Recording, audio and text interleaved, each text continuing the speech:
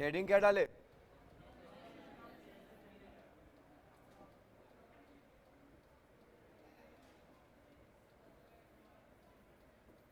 Combination of lens and mirror. ठीक है, देखो इस पे भी सवाल कभी कभी बनेगा, आपके सीट पे भी सवाल मिलेगा। जैसे इसमें सवाल ऐसे समझो आप कि आपके पास एक लेंस है, ठीक, अभी लेंस कोई भी हो सकता था, हम एक जस्ट फॉर एग्जांपल एक कॉन्वेक्स लेंस लिए हैं और इसका एक ये प्रिंसिपल एक्सिस है, इसका एक सरफेस को हम सिल्वर कर देते हैं। एक सरफेस को क्या कर दिया गया? अब बताओ ये जो फाइनली इसका बिहेवियर होगा वो लेंस जैसा होगा कि मिरर जैसा होगा? मिरर जैसा होगा, क्योंकि अगर लाइट इस पे हम इंसिडेंट करवाएंगे तो जो पहला सरफेस है इससे लाइट का रिफ्रैक्शन होगा, लाइट का बेंड करेगा। अब बेंड करने के बाद किसके पास पहुंचेगा? पीछे वाला सरफेस के पास पहुंचेगा। इसको तो हम कलर कर दिए हैं, वो भी किससे? तो रिफ्लेक्टिंग सरफेस बन गया ना। क्या अब लाइट इस साइड जाएगा? अगर यही लेंस इस तरह का होता है तो इसके बारे में हम पढ़े कि अगर यहां से लाइट आ रहा है तो ये रिफ्रैक्ट होकर इधर निकल जाएगा, इस रिफ्रैक्शन हुआ। बताओ यहां पे लाइट इससे और इससे दोनों से रिफ्रैक्ट करके बेंड किया ना, इस तरफ निकल गया। लेकिन क्या यहां पे ऐसा सिचुएशन होगा? नहीं होगा ना। पहला सरफेस से लाइट पास करेगा, पहला सरफेस से पास करके किसके पास पहुंचेगा? सेकंड वाला के पास, और सेकंड वाला को क्या कर दिए? सिल्वर से पॉलिश। तो ये तो रिफ्लेक्टिंग सरफेस बन गया ना। अब इधर लाइट इमर्ज आउट होगा? नहीं, ये टकराने के बाद फिर से वापस आएगा, वापस आएगा तो फिर से इस सरफेस के पास पहुंचेगा, तो यहां से निकलेगा तो थोड़ा बेंड होगा। बताओ इसमें लेंस का यूज कितना बार हुआ? 2 बार। एक बार जाते टाइम, एक बार, और एक बार किसका यूज हुआ? मिरर का। तो अगर हमको बोला जाए कि बताइए इसका जो इक्विवेलेंट पावर होगा वो कितना होगा? इक्विवेलेंट पावर, या पूछे हमको इक्विवेलेंट फोकल लेंथ, वो कितना होगा? तो देखो सिंपल कॉन्सेप्ट बेसिक पे अपना काम कर लेगा, काम हो जाएगा। लेंस का यूज कितना बार हुआ है? तो यहां पे लिख देना 2 into power of lens, 2 into power of, अब प्लस एक बार किसका यूज हुआ? तो पावर ऑफ। कोई दिक्कत है क्या? अगर यहां से कोई पूछे, या कल भी आपको ये बताए थे आपको कि जो इस लेंस और मिरर के कॉम्बिनेशन का जो इक्विवेलेंट पावर आ रहा है, अगर ये पावर पॉजिटिव आया, अगर ये पावर पॉजिटिव आया, इसका मतलब कि जो इसका इक्विवेलेंट बिहेवियर है वो कैसा होगा? तो इसका इक्विवेलेंट बिहेवियर होगा कन्वर्जिंग। कैसा होगा? कन्वर्जिंग। अगर हम बोले कि P इक्विवेलेंट नेगेटिव आ रहा है तब इसका बिहेवियर कैसा होगा? तब इसका बिहेवियर होगा डाइवर्जिंग। क्लियर है? लेंस हो या मिरर उस पर हम बात नहीं कर रहे हैं, हम कॉम्बिनेशन का बात कर रहे हैं। क्या यहां पे केवल लेंस है? क्या केवल मिरर है? नहीं। तो हम यहां पे कन्वर्जिंग क्या बोल सकते हैं? डिवाइस। यहां पे डाइवर्जिंग क्या बोल सकते हैं? डिवाइस। लेंस होता तो भी, मिरर हो तो भी, बिहेवियर क्या रहेगा? कन्वर्जिंग। और डिपेंड किस बात पे करेगा? Equivalent power. Equivalent power positive तो कन्वर्ज करेगा, इक्विवेलेंट पावर नेगेटिव तो। सपोज करो कि इसका हम पावर निकालते, अब पावर नेगेटिव आता तो पूछता कि बताओ कौन सा मिरर जैसा बिहेव किया? कॉनकेव। कौन सा? क्योंकि कॉनकेव का बिहेवियर क्या होता है? कॉनकेव क्या करता है? लाइट को कन्वर्ज करता है। अगर हम बोले कि इक्विवेलेंट पावर पॉजिटिव है तब इस मिरर का बिहेवियर कैसा होगा? तब बोलेंगे डाइवर्जिंग। क्या सही है? बस यही चीज को कवर करना था, लिख लो आप। बोलिए। इमेज का फॉर्मेशन, सब कुछ जो भी हम इसमें पढ़ रहे हैं फाइनली इमेज का फॉर्मेशन के लिए करते हैं। लेंस और मिरर का कॉम्बिनेशन है तो इससे भी इमेज का फॉर्मेशन ही करवाएंगे। ठीक है?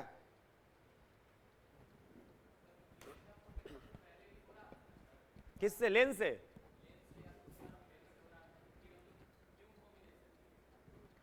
उसका इंटेंसिटी पे इफेक्ट पड़ेगा, उसका पोजीशन पे इफेक्ट पड़ेगा, सब चीज बदलेगा ना इमेज का। मिरर से जहां पे इमेज बनेगा, क्या लेंस से वहीं पे इमेज बनेगा? क्या लेंस से जैसा इमेज बनेगा, क्या मिरर से वही इमेज बनेगा? फर्क होगा ना। तो डिफरेंट डिफरेंट इंस्ट्रूमेंट बना के हम इमेज के फॉर्मेशन को ऑब्जर्व करते हैं कि इमेज बना तो कैसा बना, इसका इंटेंसिटी क्या है, साइज क्या है, नेचर कैसा है, सब कुछ।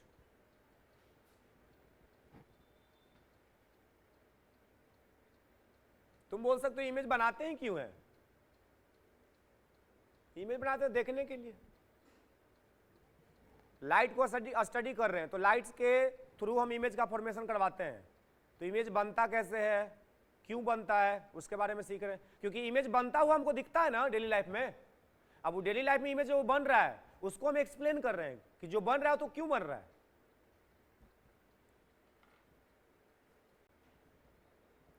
हेडिंग डाल लीजिएगा, इसको मिटा दें। इसके बाद आप लिखो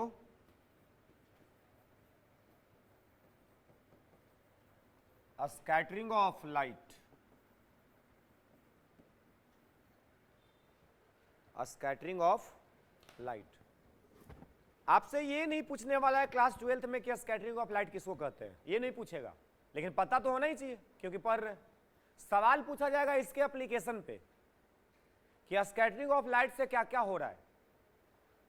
और सब फेनोमेना का नाम जानते हैं, आकाश का रंग नीला, बादल का रंग उजला, सुने ना, उगते समय और डूबते समय सूरज का रंग लाल, दोपहर में सूरज का रंग व्हाइट।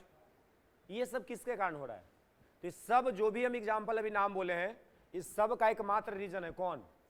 Scattering of light. तो ये स्कैटरिंग होता क्या है, इसके कारण जो हम बोले वो कैसे होता है उसको समझ लेना है। लिखो, स्कैटरिंग ऑफ लाइट के बारे में एक साइंटिस्ट का नाम भी आता है, नाम सुना है? रेले। रेले थोड़ा अजीब नाम है, रेले। स्पेलिंग भी थोड़ा अजीब है, चलो हम बताते हैं। लिखो आप पहले, लिखिए when sunlight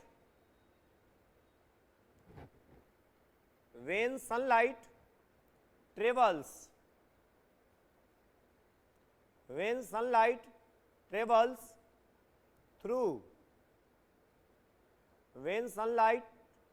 through the earth's atmosphere, when sunlight travels through the earth's atmosphere, comma, it gets scattered. It gets scattered. It means,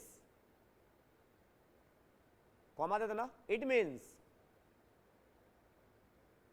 light changes its direction.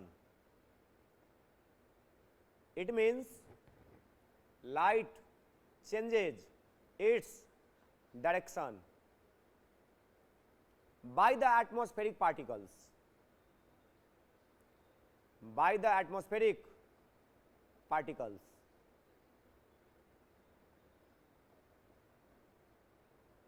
Full stop. Light of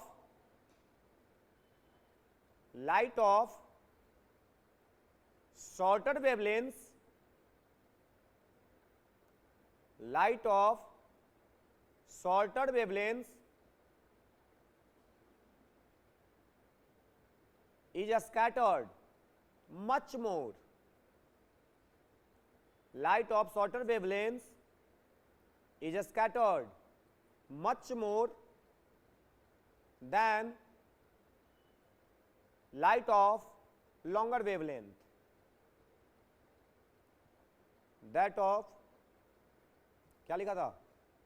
Light of shorter wavelengths is scattered much more than light of longer wavelengths.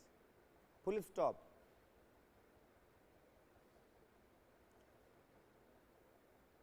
Amount of a scattering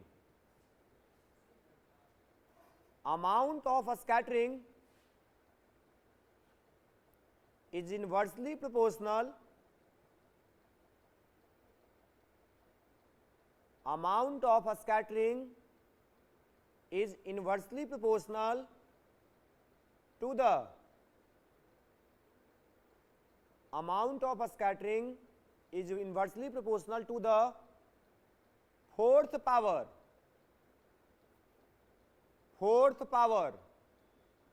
of the wavelength,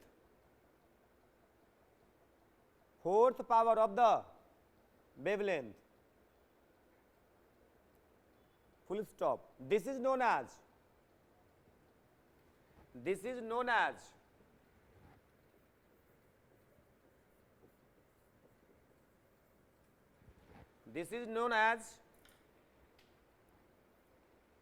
Rayleigh scattering, board पे लिखा हुआ है। This is known as Rayleigh scattering. नीचे आप ऐसा करके लिख देना शॉर्टकट में, amount of scattering inversely proportional lambda to the power 4।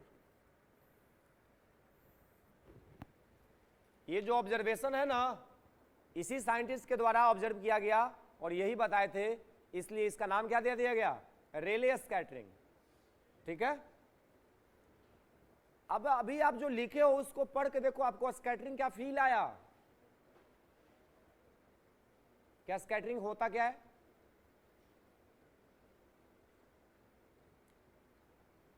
हर बच्चा अपना नोट्स को पढ़ेगा और पढ़ के देखो क्या आपको समझ आ रहा है स्कैटरिंग क्या है।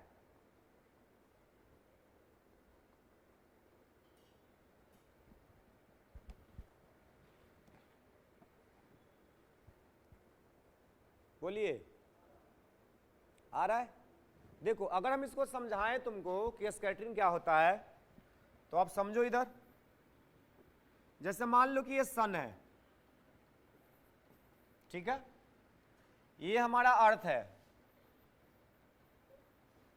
अर्थ के आसपास एटमॉस्फेयर है जिसमें एयर है, हवा है ना, और हवा में बहुत सारा डस्ट पार्टिकल भी होता है, वाटर ड्रॉपलेट्स भी होता है, बहुत सारा चीज तैर रहा है। अब सन से लाइट आ रहा है, तो सन के आसपास बहुत दूर तक तो कुछ नहीं है, बिल्कुल वैक्यूम है, तो बिल्कुल लाइट स्ट्रेट लाइन में चल रहा है, इसको डिस्टर्ब करने वाला कोई नहीं है। लेकिन जैसे ही अर्थ के एटमॉस्फेयर में इंटर करेगा ये, तो अर्थ के एटमॉस्फेयर में इंटर करेगा तो एयर का भी मॉलिक्यूल होता है, डस्ट पार्टिकल भी होता है, यहां पे सब है ना, उस डस्ट पार्टिकल से क्या करेगा कि लाइट कोलाइड करेगा, टकराएगा, और टकराने के बाद क्या होगा कि पॉसिबल ऑल डायरेक्शन में लाइट फैल जाएगा। समझ रहे हो? पॉसिबल ऑल डायरेक्शन में लाइट क्या हो रहा है, फैल जा रहा है। This phenomena is called as, हम सीधा सीधा बोल सकते हैं spreading of light, spreading of is called. बहुत बच्चा कंफ्यूज रहता है, एग्जाम में पूछा जाता है स्कैटरिंग, लिख के आता है डिस्पर्सन। समझ रहे हो?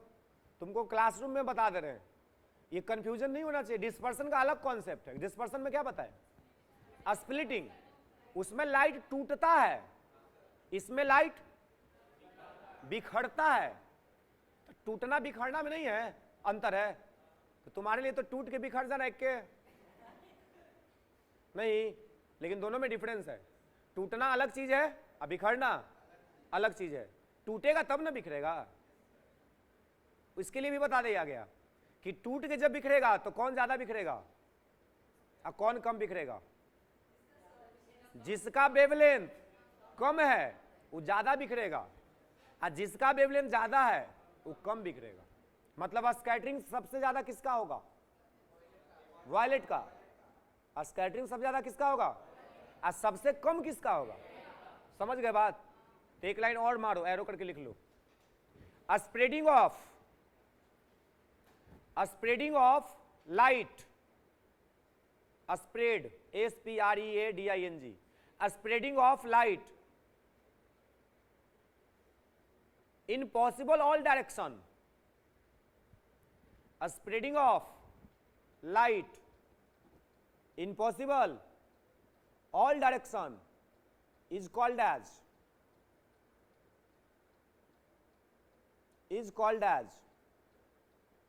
Scattering of light. किसी किसी बुक में एक कॉन्सेप्ट और आप पढ़ सकते हैं। देखो दूसरा कॉन्सेप्ट क्या कहता है कि अगर ये एटमॉस्फेयर का पार्टिकल है जिससे लाइट टकराया था, तो एक कॉन्सेप्ट में क्या बोला जाएगा कि लाइट आया, इससे टकराया, तो लाइट का कुछ पार्ट को ये एब्जॉर्ब करता है। क्या करता है? कुछ पार्ट को ये ट्रांसमिट करवा देता है। समझ रहे बात? लाइट जो इंसिडेंट हो रहा है, ये पार्टिकल से कोलाइड हुआ, तो इसका कुछ पार्ट को ये रख लेगा और कुछ पार्ट को ये जाने देगा, और जो पार्ट को ये रखा था आफ्टर सम टाइम फिर से इसको री रेडिएट कर देगा इन पॉसिबल ऑल डायरेक्शन में। तो हो तो गया वही वाला काम ना। तो तुम ऐसे बोल लो वैसे बोल लो, कोई फर्क नहीं है। ठीक है, तो स्कैटरिंग क्लियर है? नीचे लिखो, देखिए टेक्नोलॉजिकल एप्लीकेशन। हाँ, technological application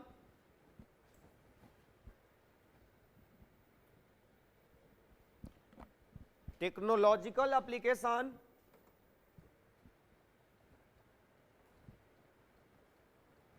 technological application of scattering of light. Technological application of scattering of light.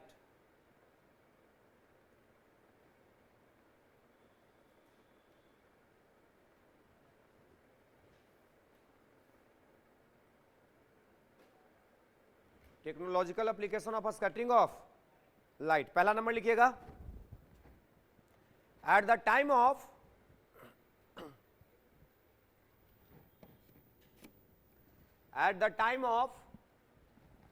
sunrise, at the time of sunrise and sunset, at the time of sunrise and sunset, the sun looks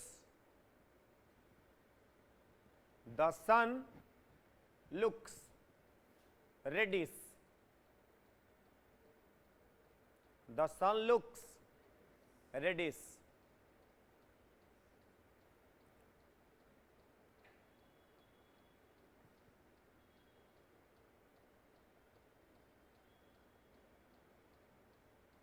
Second, at noon,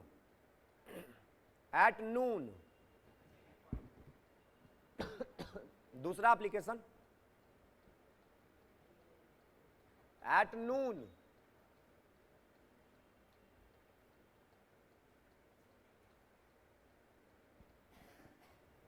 the color of sun, नून माने दोपहर, the color of sun, तुम लोग नून रोटी समझ रहा था क्या? The color of sun is whitish.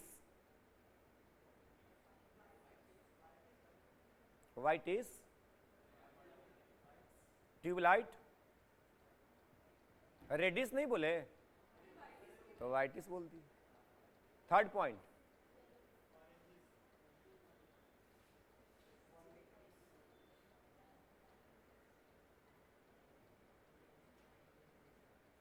the color of sky, third point, the color of sky bluish या blue लिखो,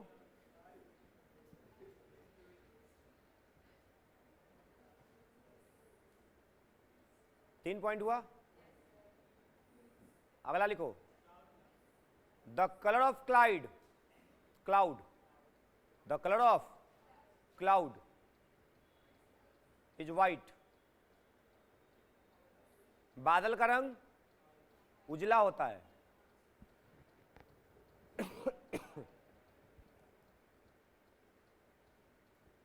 तुम लोग को लगता होगा कि बादल का रंग काला होता है। बारिश वाला बादल काला होता है। ऐसे कैसे हो सकता है? बादल तो बादल है, ऐसे वाला जो बादल है वो बारिश वाला नहीं है। और जब एकदम क्लाउडी हो जाता है, पानी पड़ने वाला होता है, तो सन दिखाई नहीं देता है, इसलिए सब कुछ ब्लैक हो जाता है, क्योंकि लाइट है ही नहीं।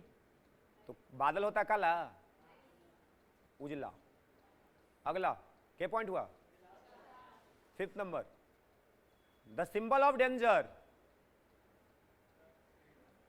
The symbol of danger is red colour.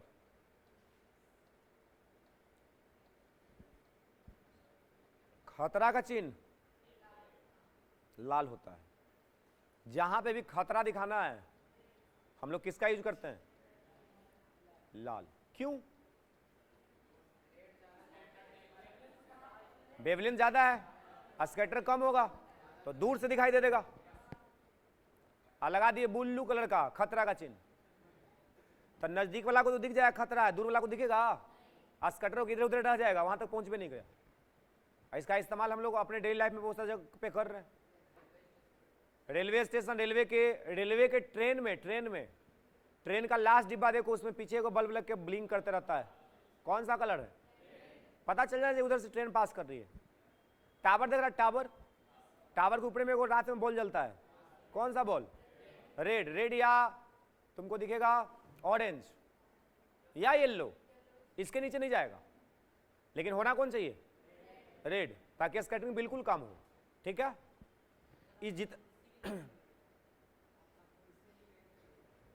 नहीं, इसमें कुछ वैसा सिचुएशन नहीं। सुनो, ये पांचों जो एप्लीकेशन बताए, इस सब का कारण क्या है? अब आप पूछोगे कि सुबह में क्या ऐसा होता है कि जो सन रेड दिखता है और दोपहर में व्हाइट दिखता है? तो होता तो स्कैटरिंग है। ये होता कैसे, ये समझो आप। देखो इधर, अच्छा कोई पूछे कि सनराइज सनसेट कहां पे होता है? होरिजोन, क्या बोलते हैं उसको? होरिजोन, जिसको हिंदी में बोलते हैं क्षितिज। क्या बोलते हैं उसको? देखो, तुमको लगेगा कि जहां पे धरती और आसमान मिलता है ना, वहीं से सूरज निकलता है, ऐसा तुमको लगता है, लेकिन ऐसा कुछ है क्या? पूरा यूनिवर्स में धरती एक गोला है जो लटक रहा है। हम धरती पर रह रहे हैं, इसलिए हमको कुछ अजीबोगरीब चीज दिखाई देता है, क्योंकि धरती छोटा मोटा चीज नहीं है, बहुत बड़ा है। तो तुमको ये नहीं लगता है कि यहाँ पे हम जैसे देख रहे हैं कि सूरज वहां से उग रहा है, तो लगा कि आकाश जाके नीचे मिल गया होगा, अब वहीं से सूरज आ रहा है। होता नहीं ये? इसका नाम क्या दिया गया? होरिजोन। इसका नाम क्या देते हैं? यहां से सन है, ये सनराइज कर रहा है। ठीक है? अब देखो, यहां पे आदमी बैठा हुआ है, ठीक है, ऑब्जर्वर है। अब यहां से लाइट तो आएगा ना। दो चीज यहां पे होता है। एक चीज और सुना होगा कि सूरज उगने से पहले दिख जाता है, सनराइज होने से पहले सूरज दिखने लगता है, और सनसेट होने के बाद तक दिखता है। Before after, before sunrise after sunset sun हमको दिखाई देता है। ऐसा क्यों? तो होता है एटमॉस्फेरिक रिफ्रैक्शन, जो क्लास 10th में पढ़ना था, वो भी हम यहीं पे बता देते हैं। जैसे सन यहां पे है ना, तो इसके पास लाइट जाना चाहिए सीधा स्ट्रेट लाइन में, लेकिन जा पाएगा? इधर वैक्यूम है, इधर आएगा तो एयर मिलेगा, तो वैक्यूम से एयर में जा रहा है, तो वैक्यूम क्या बन गया? रेयर। एयर क्या बन गया? तो रेयर से डेंसर में तो लाइट बेंड करेगा ना, तो लाइट ऐसे सीधा जा ही नहीं पाएगा, लाइट कुछ ऐसे जाएगा। समझ रहे हो? बेंड दिख रहा है। इस आदमी को लगा कि लाइट तो यहां से आ रहा है, समवेयर यहां से, तो सन है यहां, दिखाई दे रहा है यहां, तो समय से पहले दिख गया कि नहीं? यही काम यहां पे भी होगा। सन डूब चुका है, अस्त हो चुका है, सनसेट हो चुका है, यहां से लाइट आ रहा है, तो ऐसे आएगा, हल्का बेंड करेगा, इसको लगेगा कि सन यहां है, तो सनसेट हो चुका है, फिर भी सन दिख रहा है। अब रेड कलर वाला को समझते हैं कि यहां पे और यहां पे रेडिश क्यों दिखाई देता है। और जब दोपहर में सन यहां पे होता है तो हमको बिल्कुल व्हाइट दिखाई देता है, दोपहर में बिल्कुल व्हाइट दिखता है। देखा ऐसा? तो देखो, यहां से जब मॉर्निंग और इवनिंग में हम बात करेंगे, तो जब यहां से लाइट निकल रहा है तो आ तो रहा है व्हाइट लाइट। कौन सा लाइट आ रहा है? बताओ। जब तुम यहां पे खड़े हो तो यहां से डिस्टेंस ज्यादा है तुम्हारा, कि यहां से डिस्टेंस ज्यादा है तुम्हारा, नीचे से ये हॉरिजॉन्टल डिस्टेंस है ना, ये ज्यादा डिस्टेंस है ऑब्जर्वर से, ये डिस्टेंस, अगर ये ज्यादा डिस्टेंस है तो इसमें ज्यादा पार्टिकल भी एटमॉस्फेयर का मिलेगा, तो स्कैटरिंग भी, तो सब कलर स्कैटर होकर रह जाता है इधर, केवल इसमें पहुंचता कौन है, तो जो पहुंचेगा वही नहीं दिखेगा आपको। अगर आपको कोई चीज ब्लू दिख रहा है, इसका मतलब कि कोई ऑब्जेक्ट से ब्लू कलर ही आप तक पहुंचा है। जैसे वो बैनर लगा हुआ है ना, उसमें जो वेव लिखा हुआ है किस कलर का दिख रहा है, इसका मतलब क्या है, उसके पास जा रहा है व्हाइट, बाकी सबको एब्जॉर्ब कर लिया और रिफ्लेक्ट किसको किया, इसलिए तुमको ब्लू दिखा। कोई भी कलर देखने का यही लॉजिक होता है। रेड दिख रहा है तो बाकी सबको एब्जॉर्ब किया रेड को, तो रेड दिख गया। समझ में आ रहा है बात? तो ये क्लियर हुआ क्या, बाकी सब कलर का वेवलेंथ कम है रेड के कंपेयर में, तो बाकी सब स्कैटर होकर इधर रह जा रहा है। समझ रहे हो, पहुंच कौन पा रहा है आगे, रेड। यहां पे डिस्टेंस कम है, यहां पे ऐसा नहीं कि स्कैटरिंग नहीं होगा, लेकिन होगा एक इतना कम अमाउंट में होगा कि आपको पता नहीं चलेगा। यानी कि आप तक कौन पहुंच जाएगा, व्हाइट लाइट। स्कैटरिंग हुआ लेकिन कम अमाउंट में हुआ, तो आपके पास सब कुछ पहुंचा है, तो आपको क्या दिखाई देगा, व्हाइट। नॉर्मल है, कुछ इसमें बहुत बड़ी बात नहीं था। उसके बाद कलर ऑफ स्काई ब्लू है, दो को हो गया ना, पहला दूसरा। तीसरा पॉइंट में क्या है, देखो आकाश का रंग नीला होता है, इसका कारण क्या है, तो बचपन में बहुत सारा बच्चा ही बोलता है कि समुद्र है इसलिए। तुम लोग भी कभी ना कभी बोला होगा या सुना होगा कि समुद्र है, पानी, उसके वजह से आकाश का रंग नीला है, लेकिन ऐसा कोई बात नहीं है। देखो आकाश का रंग नीला होने का कारण क्या है, जैसे ये आप धरती पे है, सन यहां है, बताओ यहां से कौन सा लाइट आ रहा है, व्हाइट लाइट। कौन सा लाइट आ रहा है, तो स्कैटरिंग तो सबका हो रहा होगा, कुछ ना कुछ हो रहा होगा। सबसे ज्यादा स्कैटरिंग किसका होगा, 7 कलर है, सबसे ज्यादा स्कैटर कौन करेगा, उसके बाद तो बताओ आपको क्या दिखना चाहिए, सबसे ज्यादा स्कैटरिंग, मतलब स्कैटरिंग हो रहा है, इधर उधर लाइट क्या हो रहा है, उसको स्प्रेड हो रहा है, तो स्प्रेड होगा तो ऊपर की तरफ कौन ज्यादा लाइट जाएगा, तो हमको कौन दिखना चाहिए था, लेकिन दिखा कौन, वॉयलेट नहीं दिखा था, चलो ठीक है, इंडिगो तो दिख जाना चाहिए था, भी नहीं दिखा, दिखा कौन, तो ऐसा क्यों हुआ। तो इसका भी दो लॉजिक दे सकते हैं। पहला लॉजिक कि ये तीनों कलर जो आपको दिख रहा है अकॉर्डिंग टू एनसीईआरटी के अकॉर्डिंग, वॉयलेट, इंडिगो, ब्लू, अगर तीनों कलर आपको एक साथ दिखाया जाएगा, सबसे पहले आपको नजर कौन आएगा, तो हम यहां पे बोल सकते हैं कि हमारा जो आंख है वो ब्लू कलर के लिए ज्यादा सेंसिटिव है, इसलिए हमको कौन सा कलर दिखाई देता है, ब्लू। एक लॉजिक ये हुआ। दूसरा कि ग्रीन कलर का इंटेंसिटी सबसे ज्यादा होता है। व्हाइट लाइट में कोई पूछे कि व्हाइट लाइट में सबसे ज्यादा इंटेंसिटी किसका है, ग्रीन कलर का। ग्रीन के दोनों साइड आप जाओ, इंटेंसिटी घटेगा, ठीक है। आप इधर भी जाइएगा, इंटेंसिटी घट रहा है, आप इधर भी जाइएगा, इंटेंसिटी घट रहा है। सबसे ज्यादा इंटेंसिटी किसका है, तो बताओ ग्रीन के बाद कौन है, उसके बाद कौन है, और उसके बाद कौन है, सबसे कम इंटेंसिटी, उसके बाद, और उसके बाद, तो आपको कौन दिखाई देगा, जिसका इंटेंसिटी ज्यादा हो। तो इंटेंसिटी किसका ज्यादा है, तो ये भी लॉजिक दे सकते हैं, ठीक है। इंटेंसिटी का मतलब होता है amount of light coming per unit area. जैसे यहां पे लाइट आपको दिख रहा है, आप अपने पीछे जब मुड़ के देख लो, इंटेंसिटी दिख जाएगा। कहां पे इंटेंसिटी ज्यादा है, यहां पे अमाउंट ऑफ लाइट ज्यादा मतलब आ रहा है, अब पीछे में अमाउंट ऑफ लाइट कम आ रहा है, तो जहां पे अमाउंट ऑफ लाइट ज्यादा आएगा उसको क्या बोलेंगे, इंटेंसिटी ज्यादा है। तो इस 7 कलर में इंटेंसिटी किसका ज्यादा होता है, ग्रीन का, दोनों साइड घटता है, तो उस लॉजिक पे भी कौन दिखाई देगा, ब्लू। क्लियर हुआ। अगला क्लाउड है, तो क्लाउड का तो वही सन वाला। क्लाउड बताओ अपने से बहुत दूर है, बराबर के पहाड़ पे गया है, बराबर के पहाड़ पे अगर चढ़ जाओ टॉप मोस्ट पे, तो आपको दिखेगा कि क्या बादल, ये दिख जाएगा कि क्या बादल। जैसे पहाड़ है ना, तो आपको दिखा, देखो बादल ही है, दिखता है। क्या आपने देखा है, दिखता है कि यहां पे लग रहा है कि बादल यहां पे है, तो ये बहुत ज्यादा दूर नहीं है।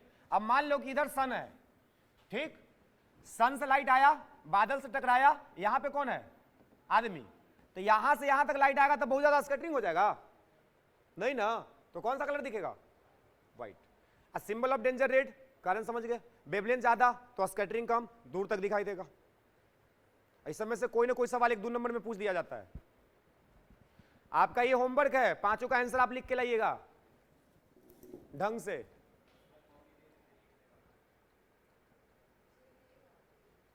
कॉपी ले देंगे तब लिखेगा।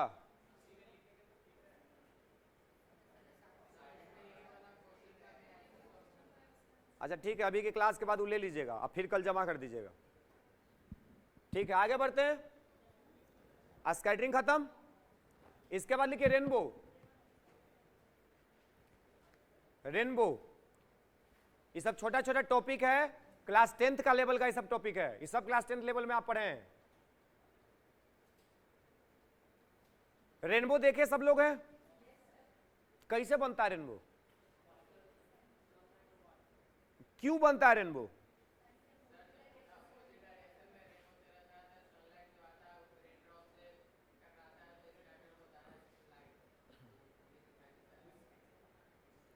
लाइट स्कैटर होगा तो रेनबो बन जाएगा।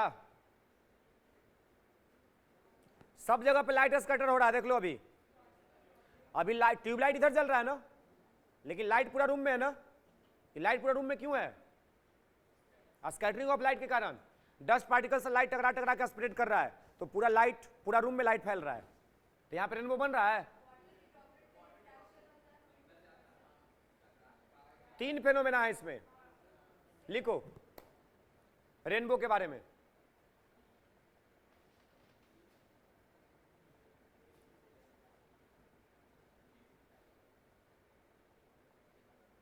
लिखिएगा, it is combined effect of, it is combined effect of, it is combined effect of refraction,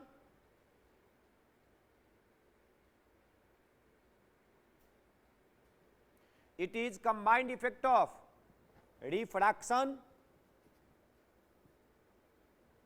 comma total internal reflection TIR, it is combined effect of refraction, comma total internal reflection and dispersion of light.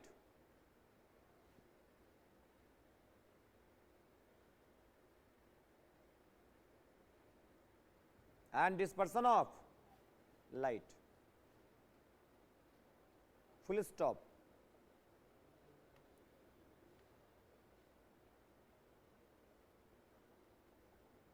The rainbow is an example of, the rainbow is an example of the dispersion of sunlight. The rainbow is an example of the dispersion of sunlight by the water droplets, by the water droplets in the atmosphere.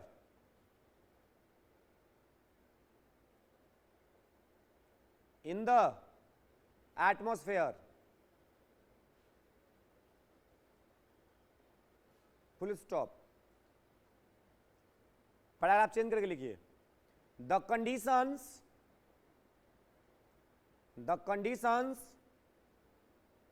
for observing,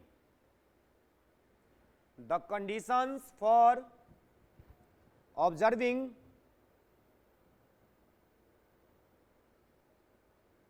a rainbow, the conditions for observing a rainbow are that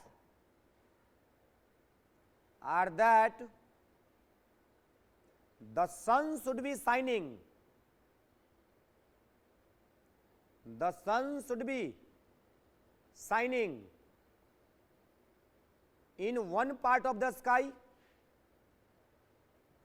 The sun should be shining in one part of the sky, while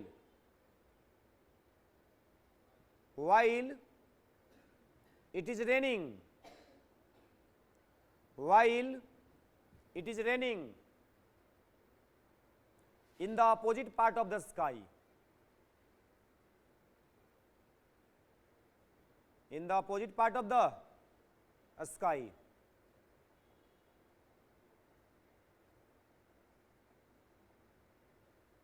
Full stop. An observer can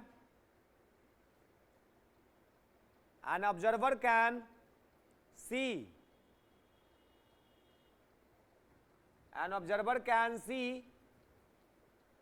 a rainbow.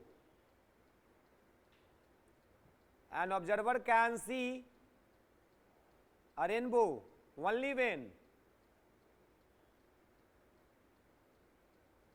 his back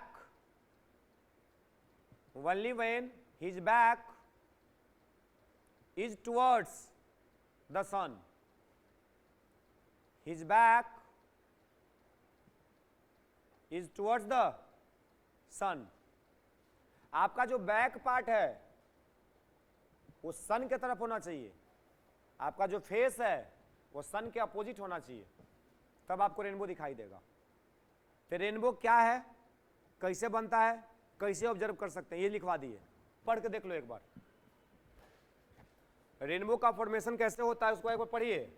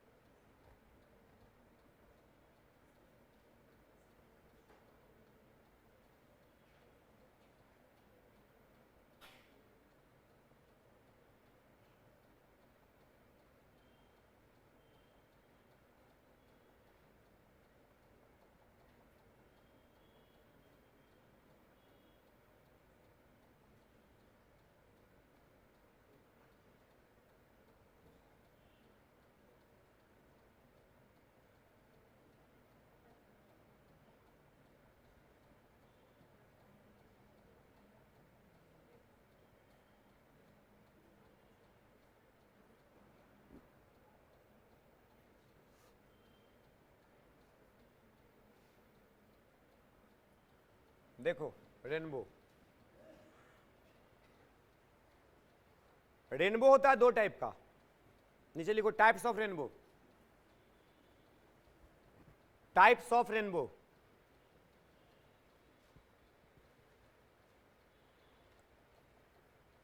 types of rainbow. पहला लिखिएगा primary rainbow, primary rainbow, और दूसरा लिखिएगा secondary rainbow. Rainbow कितना type का होता है, दो टाइप का। रेनबो क्यों बनता है, तीन फिनोमेना, रिफ्रैक्शन, तीनों को सीक्वेंस में लिखना है, किसी को कभी नहीं लिख सकते, सबसे पहले उसके बाद और लास्ट में, ये तीनों का कंबाइंड इफेक्ट क्या देता है। रेनबो कितना टाइप का, ऑब्जर्व कैसे कर सकते हैं, एक स्काई के एक पार्ट में सनशाइन, दूसरा पार्ट में रेनिंग होना चाहिए, तभी रेनबो बनेगा, तभी ना उससे डिस्पर्सन होगा रेन ड्रॉप से। और दूसरा कि आपको खड़ा कैसे रहना है, सन की तरफ मुंह करके, अपोजिट। सब कुछ क्लियर है। प्राइमरी में लिखो, लिखिए when total internal reflection, when total internal reflection takes place, when total internal reflection takes place, when total internal reflection takes place through water droplets. When total internal reflection takes place through water droplets,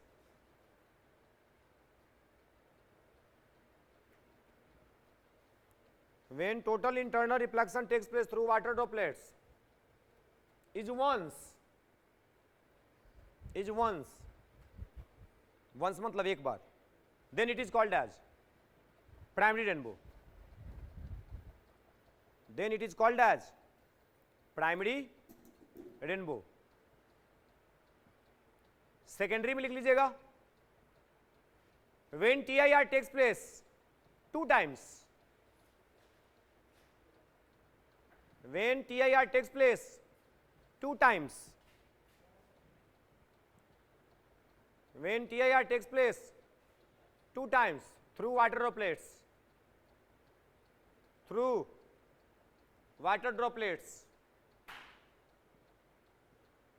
is called secondary rainbow. मतलब जब TIR एक बार हो तो primary, TIR 2 बार हो secondary. समझ गए? देखिए इधर प्राइमरी में डायग्राम को समझिए, प्राइमरी को इधर ध्यान दो. इधर यहां पे है सन, हम यही डायग्राम से बता दे रहे हैं ताकि आपको ध्यान में भी रखे और आपके बुक में भी ये है.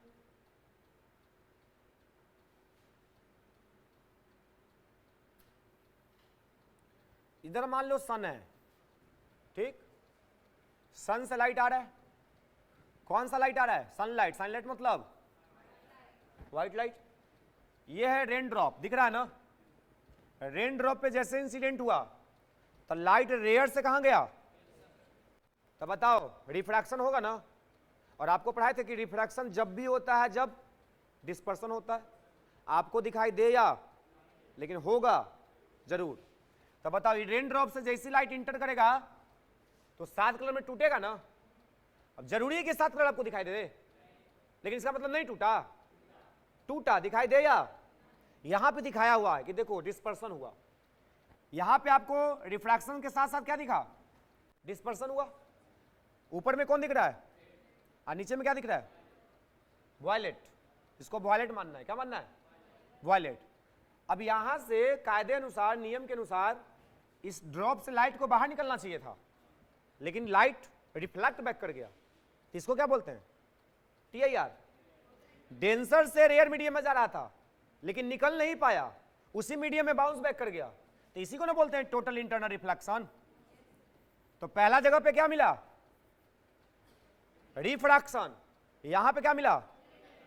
और यहां के बाद जब निकलेगा तो हम मानेंगे डिस्पर्सन. क्या मानेंगे? तो यहां से लाइट रिफ्लेक्ट किया, यहां से जब निकल गया बाहर, तो बाहर निकला तो बताओ ये कौन सा कलर? ये कौन सा कलर? इसके बीच में 5 कलर और है, तो 7 कलर का एक स्पेक्ट्रम दिखाई दिया. इसी को क्या बोलते हैं? रेनबो. तो TIR कितना बार हुआ? 2 बार हुआ रे. 2 कलर दिखाया गया है, हुआ कितना? तो इसको बोलेंगे प्राइमरी है. इसको क्या बोला जाएगा? अब बताओ जो आकाश में होता तो एक को ड्रॉप होता है कि बहुत सारा? तो देखो 2 ड्रॉप लेके दिखाया गया. समझ रहा है? इसमें आपको ध्यान में रखना है, क्वेश्चन क्या पूछा जाएगा? प्राइमरी और सेकेंडरी रेनबो में डिफरेंस लिखो. 2 नंबर में आता है. 1-2 डिफरेंस डेफिनेशन में ही छिपा हुआ है कि इसमें 1 बार होगा, उसमें. तो देखो दूसरा को देखते हैं. एंगल उंगल देख रहा है ना? प्राइमरी में ऊपर में कौन होगा? वायलेट. और नीचे में कौन होगा? रेड. सेकेंडरी में उल्टा हो जाएगा. सेकेंडरी में ऊपर में कौन होगा? रेड. अभी प्राइमरी दिख नहीं रहा है जी, ऊपर में कौन है? चम्मच वाला हाल हो गया. ऊपर में कौन दिख रहा है और नीचे में कौन है? इसमें देखो ऊपर में कौन दिख रहा है, नीचे में कौन दिख रहा है. यहां से भी देख लो, ऊपर में कौन है, नीचे में कौन है. उल्टा हो गया कि नहीं? तो दूसरा डिफरेंस ये हो गया. तीसरा इंटेंसिटी का होगा. कौन ज्यादा, किसका इंटेंसिटी ज्यादा होगा, कौन ज्यादा चमकेगा? प्राइमरी की सेकेंडरी. 2 हो गया. तीसरा में पहले इसको समझते हैं. देखो सनलाइट आ रहा है, एक ही ड्रॉप से समझो या दोनों से, दोनों में तो एक ही बात दिखाया गया है. दोनों का देखो डायग्राम एकदम सेम है. है ना, लाइट आया, इस पॉइंट पे क्या हुआ, रिफ्रैक्शन, यहां पे क्या हुआ, यहां पे क्या हुआ, 2 बार हो गया, और यहां पे क्या हो गया, डिस्पर्सन, बन गया सेकेंडरी। क्लियर है क्या? तो फोटो आप बनाओ कॉपी में, आप इसको बना लो केवल,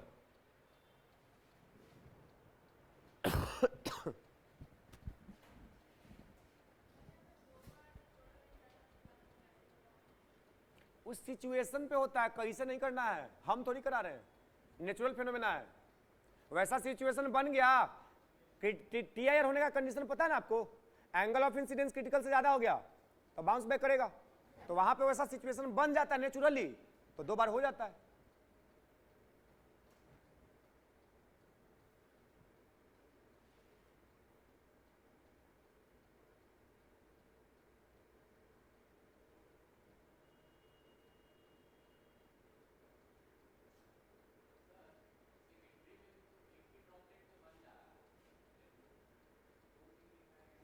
अरे वो कंबाइंड दिखाया गया है कि आकाश में एक ड्रॉप नहीं होता है, बहुत सारा होता है, और सबका कंबाइंड बनता है तो ना इसे गोल दिखता है।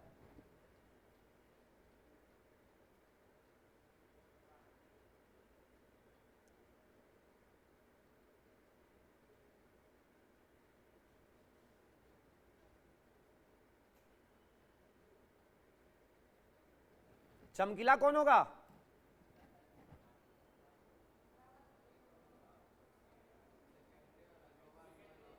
टीआईआर 2 बार हुआ।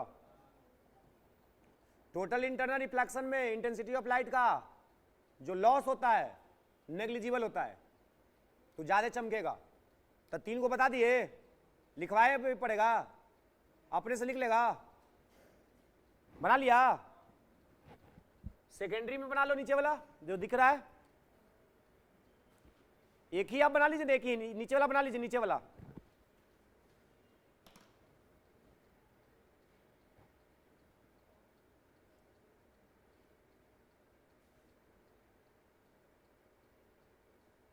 अब इस चैप्टर में कुछ नहीं बचा, सब कुछ हो गया।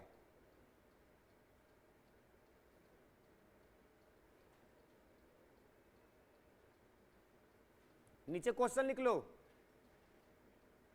Differentiate between primary and secondary rainbow. एक क्वेश्चन और लिखो जगह छोड़ के,